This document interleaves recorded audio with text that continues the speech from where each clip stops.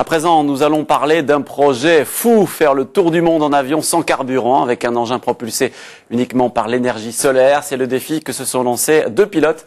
L'un d'eux est avec nous sur ce plateau. André Borchberg, bonjour. Bonjour. Alors vous êtes suisse, ce matin vous étiez à Dombasle, tout près d'ici, pour présenter votre projet à l'usine Solvay, qui est votre premier partenaire.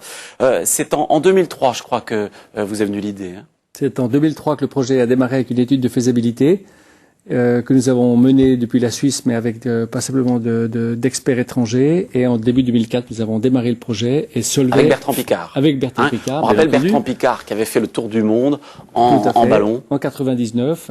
Et ce tour du monde, en fait, c'était un ballon à air chaud, alors qui est poussé par les vents, mais qui a finalement consommé quand même 4 tonnes de propane. Donc l'idée s'est développée, est-ce qu'on pouvait pas faire ce tour du monde sans polluer et sans carburant?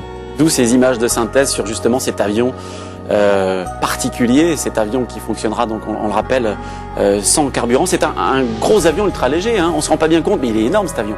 Cet avion est énorme puisqu'il a la taille de l'Airbus A380, donc 80 mètres d'envergure.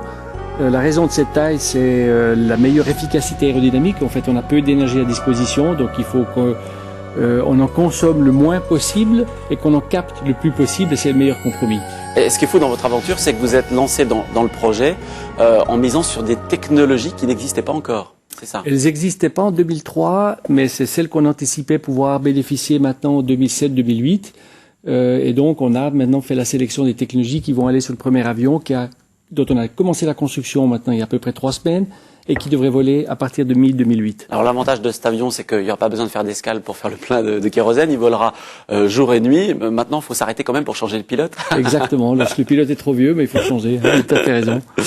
Dans un monde dépendant des énergies fossiles, ce défi est un paradoxe, j'ai envie de dire presque une provocation, non ? Je pense que c'est une réflexion qui est importante. Tout le monde est concerné par l'évolution du climat. En fait, ce projet est plus qu'un avion, c'est un symbole.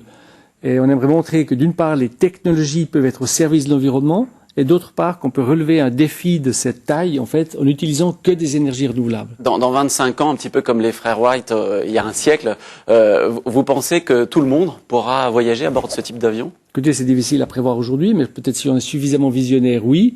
Mais c'est vrai que c'est une porte que l'on ouvre et on verra ce qu'on est capable de faire par la suite. Et le premier vol alors, parce que là c'est le prototype qui est en phase de construction, le premier vol, c'est pour quand? Et la tentative, c'est pour quand? Alors le premier vol du prototype est prévu pour 2008.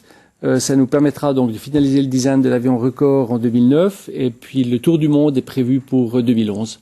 Merci beaucoup.